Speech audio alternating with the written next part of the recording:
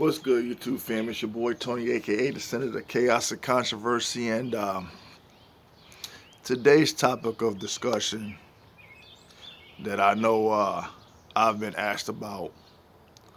People want to know what my thoughts were on this particular issue. Um, have I even had time to sit back and reflect on it due to everything that had transpired last year and everything concerning this whole racial debacle here in this country, and people wanted me to decipher fact from myth, and and that's going to require me to actually do some due diligence and actually researching a lot of content because when addressing this particular topic, and I'm gonna just put it like this: people want to know, why is there division amongst the black community? Where did it stem from? How did it get started? What are the factors that play into this whole, you know, black people being divided and placed in certain categories and seen as this or seen as that, and how we are to each other, and what's the purpose? What is the fallout? Okay. Um, how it got started? Some people may argue that it started during the days of slavery.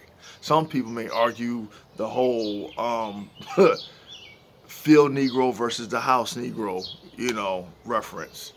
How the house Negro was treated better than the field Negro. How they had certain privileges versus what the the field Negro didn't have. Um, Talking about the Mandingo fights and stuff like that, or Mandango fights, or however the term is pronounced. Where you had like one bull pitted against another bull, kind of like how they have dog fights, but instead of having dog fights, they had one black slave fighting against another black slave, and people were like making a sport out of it. Um, the white folks were. You had those that helped with the when the slaves would escape. You had some black people that were helping some of the white people out and capturing the slaves. There's arguments. I don't know how true this is. I've been trying to look it up. I've been trying to find some of these like references as far as blacks owning other blacks, here in this country. Um, I have yet to come across it. I'm not disputing saying that there may not be any truth to it because I don't know. I'm still looking it up. Um, you have, you know, based on the religion aspect and stuff. You had Martin Luther King versus Malcolm X. Martin Luther King, who was what, either a Baptist or a Christian. Um,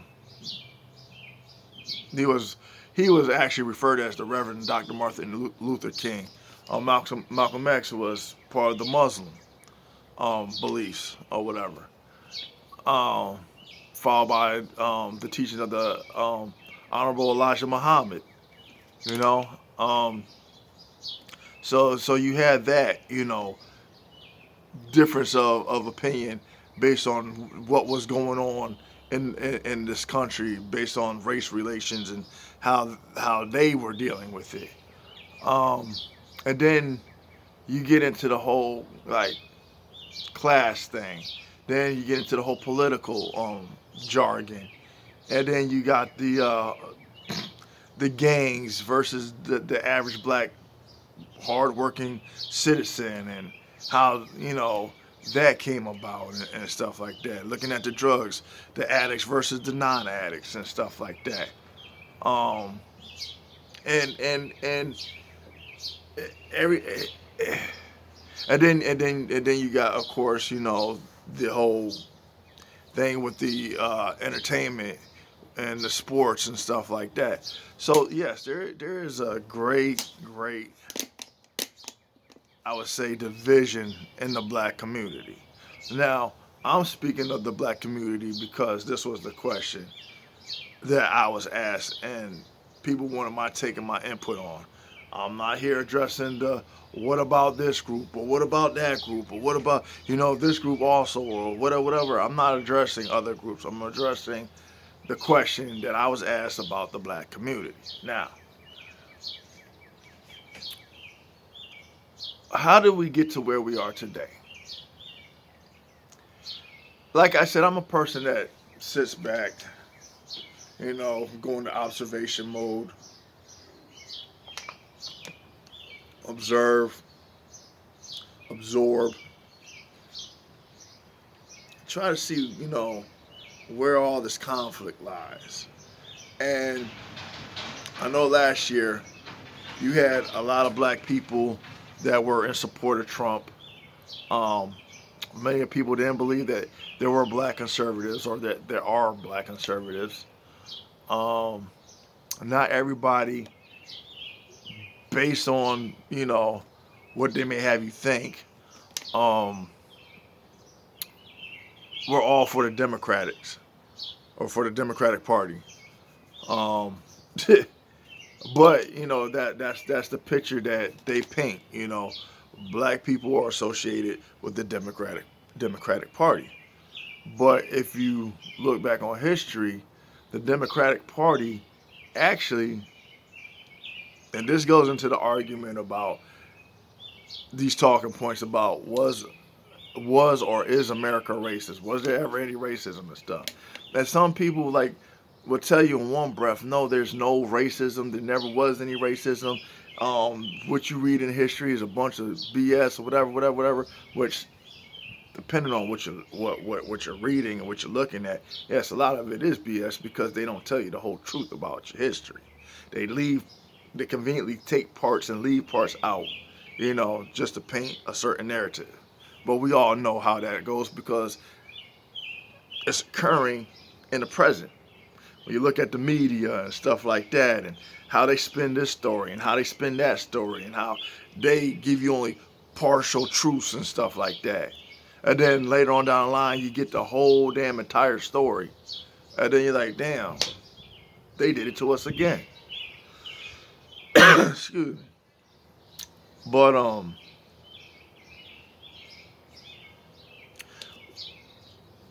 for those who want to say that there wasn't any racism in this country, because they would like you to believe that there wasn't any at all in this country, then why would those who either side with the Republicans or, support Trump would say that the Democratic Party is racist? You know, and then you want to conveniently use history in the past to validate your talking points and say that the Democratic Party didn't have any black people supporting them, that they were racist, but there's no racism according to you guys, right? And then at one point, black folks supported the Republican Party, and I looked this up and I said, okay, there's validation. Yeah, they're absolutely correct on that. Black people did support the Republican Party. So why the switch? Why all of a sudden now they went from the Republican to the Democratic? But that's a topic of discussion for another day. But I'm just giving you the talking point of saying, okay, on a political level, black people are divided. Okay? When it comes to our interactions with each other, this has so many layers to it. It's not just cut and dry. You got people that are black that are educated. They go to school. They excel in their academics. They go from elementary to high school to college to even doing internships in certain jobs or becoming lawyers and studying the bar and stuff like that, or becoming doctors and engineers, or they're even inventors to some extent, because there are black folks in history that they don't tell you or teach you or talk about that were inventors, entrepreneurs, and stuff like that. Um, as they would say when it comes to people making some ignorant remarks in regards to like the Jewish people, and you know the Jewish people are protected, and you better not say anything wrong or bad about the Jewish community, because be prepared to face some backlash when it comes to whatever opinions you have about that group of people. But they have a museum, and I don't want to say honoring, but in remembering what went on during the Holocaust. Okay, they also have a museum dedicated to Black history and all the events and all the people, those that weren't recognized, whether it was their contribution here in America, as far as like what we have, as far as the light bulb and this and that, whatever, to what went on in the wars that was fought back then in the day, and how black people weren't recognized. But you know, you could talk about the Tuskegee Airmen and stuff like that. You know, that's just a few examples. Um, and how black people's contribution helped America win certain wars. You know, but they conveniently leave that out of the teachings of history. You know, but again, you have to go and educate yourself, because people ain't gonna teach you things that you can relate to. You know, in regards to the accomplishments of your group. Okay. Um, but and then before I get ahead of myself, you had those people that I would say that I speak of in regards to during the times of the civil rights movement, you know. And it wasn't just what you call black people; it was white people that made their contributions in the civil rights movements. Because when I was reading about it, I was reading about certain people, and I was looking at a lot of these pictures and reading things from the New York Times to the Chicago, and reading in detail that damn, you know, it was a movement. Um, change was occurring, and there were people that were of both sides supporting the civil rights movement. Because this is where I talk about the balancing the scales. As much as we would like to demonize each other, whites demonizing black folks demonizing white folks, there are people here in this country that do stand together from both sides of the fence, and they support each other, and they're not all about the division and stuff like that. Okay, so that I do acknowledge, so that I do address, you know, especially in this video pertaining to this talking point. But you have the people of the old, and I said this. I said back before this time now, you had a lot of black people that were self-respected. They had pride about themselves. Um, they dressed like, I looked at pictures of my dad when he was a young kid. He didn't dress in anything like how we dress nowadays. It always seemed like he was dressed in a suit or something like that. You know, his presentation was that was respectable. Um, he was a distinguished gentleman, so to speak. Um, and it's not to say that how people are today, they shouldn't dress the way they dress or whatever, because you know that's part of the beauty of this country. You have the liberties, you have the freedoms to of expression of how how you express yourself. But a lot of people want to take and look at certain people and how they present themselves and start casting and throwing stereotypes in their direction, just so they can judge them and paint a certain picture of them to say that they're like this or they're like that, and that's ridiculous. But to some degree, I understand. Okay. Nowadays you got these people who, I guess, due to certain terms that's thrown in there that are like dressed like thugs due to the perception of some people. You know, got the pants hanging off their ass, you know, around their fucking ankles and stuff like that. Um, Talk with a sense of ignorance, like, yo, nigga, what up, bitch? Yo, what up, motherfucker? Yeah, what's going on, man? Yo, what's going on down there that last year? You know what I'm saying? What's up with that? What's up with that motherfucker over there?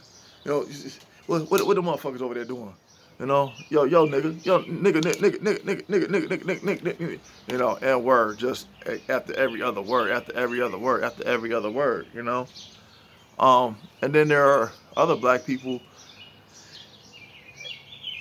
that I guess how they would say talk with some sense. Don't talk with that jargon. Um, Talk like they have an education, so to speak.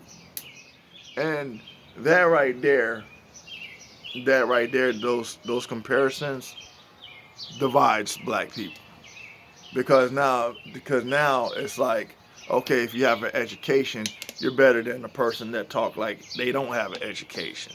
So now it appears that one group of black people is looking down on another group of black people, and the black people that's being looked down upon feel like they're being disrespected and they're getting offended.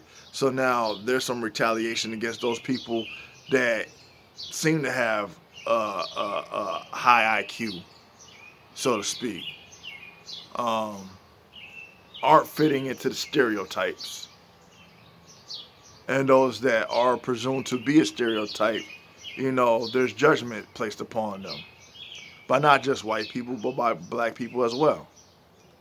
Okay? Um, Class. Uh, from upper to middle to lower class. Um, Believe it or not, there were successful black people during the times of the, you know, Jim Crow era and stuff like that, um, before the civil rights movement, that were doing well for themselves. But you have to look it up to see in what demographics where that truth lies. Okay? And I'm not doing the research for you. Look it up yourself. So that way you can be educated. Okay? Don't take, and I'll say this in fairness, don't take what I say at face value. Don't take what another content creator tells you at face value. Don't even take what the media tells you at face value. Take the time out with all this time that's awarded to you and your leisure luxury of time that is spent, you know, looking at videos that has me telling you certain things. I'm just bringing things to your attention. What you want to do with what I tell you afterwards, that's up to you. Okay. Um, but yeah, there were successful black people back in those days. Um, but even now, who do we look at in the black community as being successful? We got these actors, these entertainers, these singers, these rap artists, these athletes. Those are the people who we put on a pedestal and say that are of the high class, so to speak. Okay? When you look at these people that have millions and millions and millions of dollars in their bank account, or what their net worth is, when you go look it up and say, hey, how much is this person worth? What's their net worth? You know. And then if you can even say there's a middle class, I would say what used to be a middle class would be like people like the examples of my mom and my dad, you know, who probably like, you know, I don't know, had worked decent jobs. They were considered upper middle class, I would say. Um, Combined income was probably a decent amount. You know, I know my dad was making anywhere from $25 to $30 an hour. He worked overtime. I don't know what my mom was making, but she was making a good chunk, you know. And then on top of that, them being landlords. So everything that's the contributing factor to their income, you know, put them at a particular status as far as class goes, you know. Um, and then of course the lower class or the poor, um, that we look at as those being on welfare, um, having to depend on the government. Um, a lot of people that live off of child support. Um, getting food stamps, SNAP benefits, or whatever. Um, Medicare, you know, work like these dead end jobs like at a McDonald's or Target or, you know, some grocery stores. But certain grocery stores you can provide for your family. I know I worked at one. That was Stop and Shop. They paid good. They had benefits and stuff like that, and yeah. Um, I used to work there. Uh, but those and that's and we're divided by that, um, by class. So you got you got the division of class, you got the division of politics, education. Um, what else? Oh, culture. Um, I'm not saying this as it being a generalized overall perspective, but you got a lot of people who come here from Africa on a work visa that have a distaste for African Americans. Um, they have a little bougie attitude about themselves because they do come over educated. Don't get it twisted now. They get an education over there in Africa and they come back with degrees and shit, and then they get into these professions and stuff that, or they get these granted these loans and stuff that we as actual Americans aren't able to get. Another discussion, another topic to be addressed at another date and time. But yeah, and do African Americans have this kind of, I don't know, arrogant, stuck up attitude about ourselves when it comes to other Africans and stuff? Because when you go to do your research, there's testimony on both sides of Africans not liking African Americans and African Americans not liking Africans and stuff like that. Despite what the Muhammad Ali's and the Will Smiths or the Dave Chappelle's might tell you, um, when it comes to the interactions in this country, yeah. So there's that.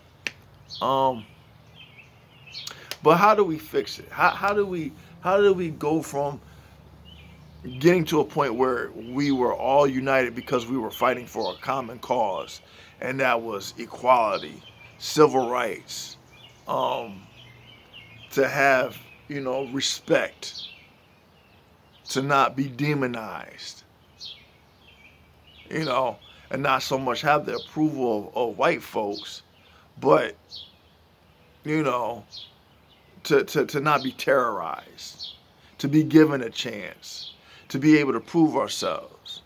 And it's not to say that there aren't black people that work hard and hard and hard, and even with the hard work and effort and time and dedication put into something just to be an overachiever on things, still 9 times out of 10 that's not enough.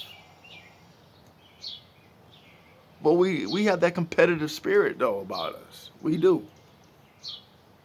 When we're not entertaining ignorance, when we're not entertaining nonsense, when we get on our grind, you know, It is proven with some of these examples that you can go to and look up the references of.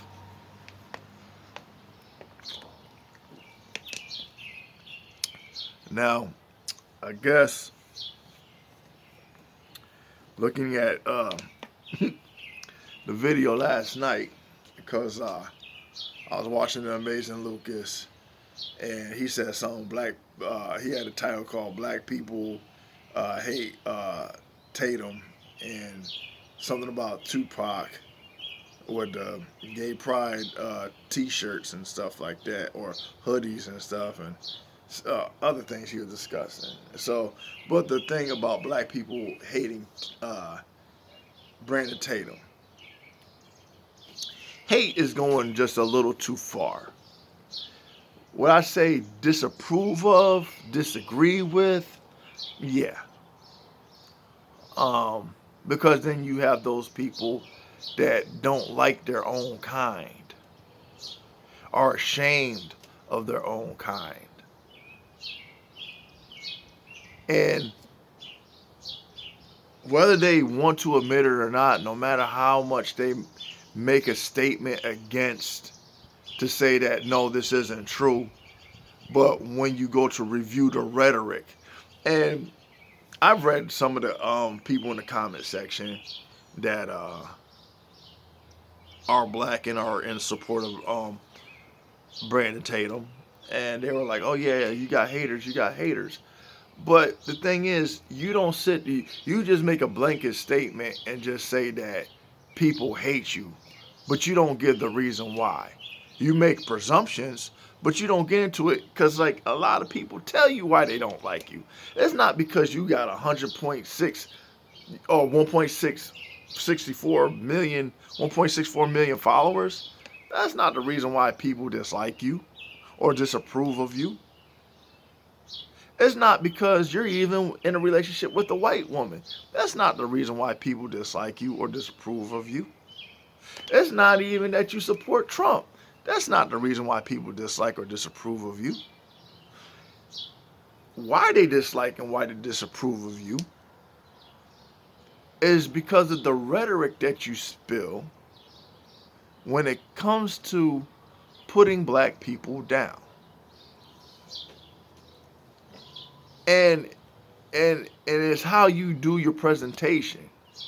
And like a lot of people say, a lot of the same talking points that a lot of these racist people that some people say are liberals or whatever you want to call them,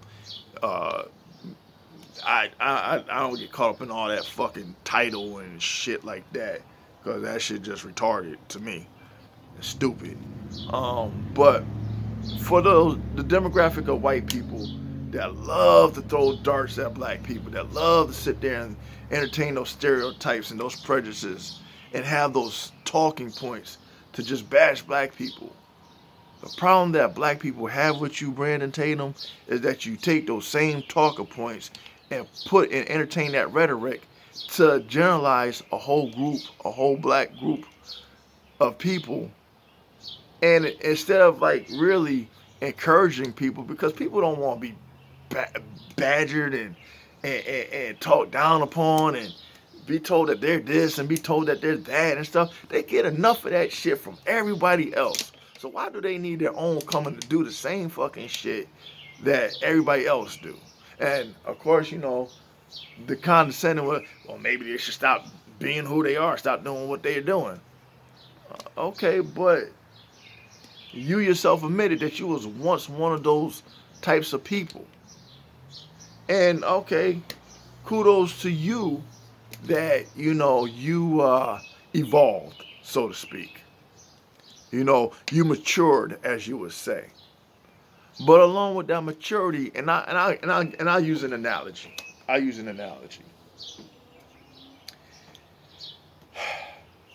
to be a person that was a straight arrow. I didn't drink, I didn't do drugs, I didn't do nothing. All I did was go to school or go to work. I was addicted to money. I had a full-time job and a couple of part-time jobs because all I wanted was money.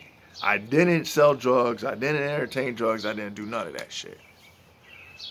But after a while, I got involved with certain females and stuff like that. Um, I started hanging out with the wrong group.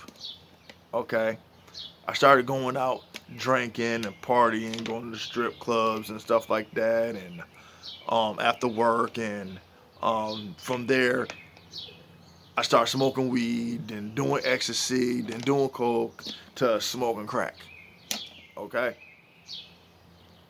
so I was going up, and then all of a sudden I just fell from grace, got knocked off my pedestal. Okay, because it can happen to any of us. Don't think that just because you are somewhere in life that you cannot, be subjected to um, failure. Okay, I ended up going to Houston, and I ended up getting my shit together. Joined the ministry. Got off of the drugs. Started helping other people to get off of drugs. Tried to encourage them to change their ways, that there's a better way. I gave my testimony. Okay?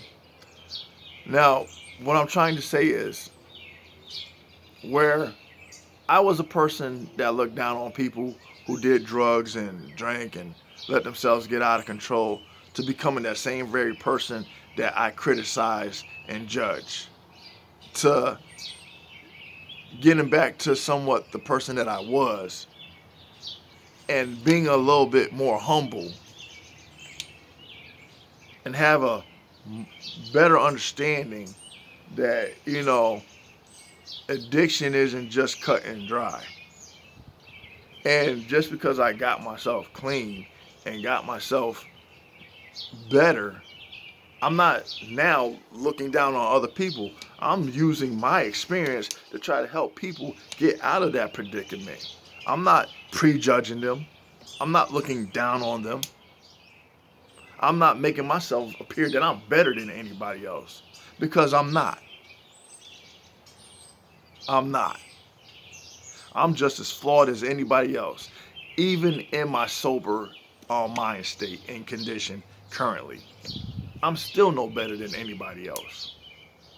So I don't take pleasure in bashing black people. I don't take pleasure in putting other black people down. I don't take pleasure in seeing the wrongs of other black people, except for if it's them being hypocritical and putting other people down. Then yeah, I'm gonna call you out on it. If you can't take it, oh well, you can't take it. If you're getting emotionally charged, okay, then that's something, a nerve got struck. You know, I'm just saying.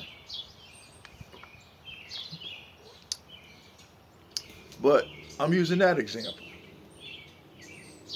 And no, I don't hide and sugarcoat stuff, because when I come at people, I come at people in raw form. And I'm not ashamed, and I don't care about what people's opinions are about me. Like I said, I don't entertain other people's opinions about me. I live my life to how I see fit. The only people I care about is my family. That's it. And if I'm able to help other people, then yes, I will put my best foot forward and help them out of a situation, and say, hey, and I'm not sitting there criticizing people, putting people down. And people say, okay, and here's another thing too. Here's another thing. My son's mother, she was an addict. She tried and failed, tried and failed, tried and failed, tried and failed. I've encouraged her to do better. I've encouraged her to be better. I didn't put her down. And oh yeah, she is white.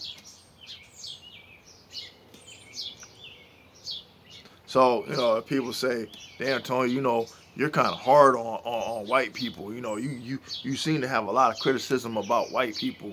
You tend to like say things that make us think that, you're a racist against white people. I'm not. But when I need to address particular white people, I'm going to address particular white people. But overall, no, I don't. Because I share the same empathy that I have with black people to white people who I see that are in a fucked up predicament. And I know this video I said was based on the premise of why black folks are divided amongst ourselves. And I did stray away, but I had to make some points. But I hope that was enough food for thought. I hope this video sparks conversation. I hope people do go out and look things up. And if you do, come back. Share your feedback. You know, share your thoughts. If it's debatable, I don't care. You know, I'm not here to have people always side or agree with me. That's not why I make these videos. I make these videos to start a conversation. You know. But anyway, that's all I got. Until next time, until next video.